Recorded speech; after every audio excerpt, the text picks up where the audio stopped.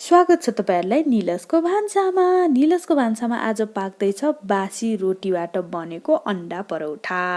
मैले लिएको छु 4 वटा मसँग बचेको रोटी, 2 वटा अन्डा, आधी कचौरा दूध, हरियो प्याज अनि हरियो धनिया, संजोगीबाट नुन बेसार जिराको धुलो। प्याज र धनियालाई मज्जाले काटिसकेपछि एउटा भाँडोमा राखे, नुन बेसार र जिराको धुलो अनि 2 वटा अन्डा अनि त्यहाँ छुटाएर राखेको दूध सबै चीज राखेर मैले मज्जासँग एउटा ब्याटर तयार गरे।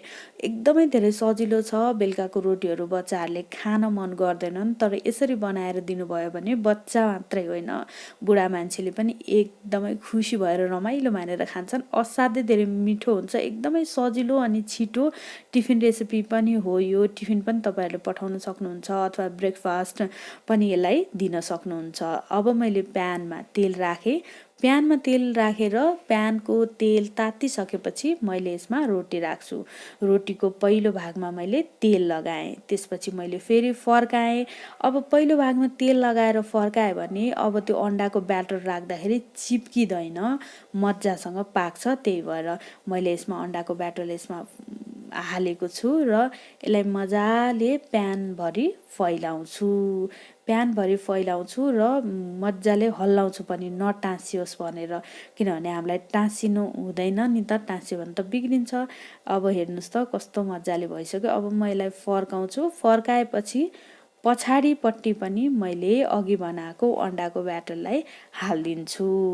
अब यसलाई फेरि त्यसै गरी मैले प्यानभरि फैलाइदिन्छु। हेर्नुस् त कस्तो राम्रो भएर पाकेको छ। यो असाध्यै धेरै नरम हुन्छ। यो बासी रोटीको बनाएको हो भनेर थाहा पनि हुँदैन। एकचोटि बनाएर खुवाउनु होला तपाईको बच्चाहरूलाई, साँच्चीकै धेरै मन पराउँछन् होला।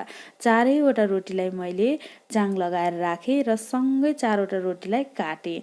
मैले चाहिँ ट्रायंगल बनाएर काटेको छु। यसरी हेर्नुस् त यहाँ। अब मैले चाहिँ मेरो बच्चाहरूलाई चना र केचपसँग पस्केर दिएँ। उनीहरूलाई चाहिँ असाध्यै धेरै मन पर्छ यो, मैले अघि पनि भनिसकेँ। तपाईको बच्चाहरूलाई पनि मन पर्न सक्छ।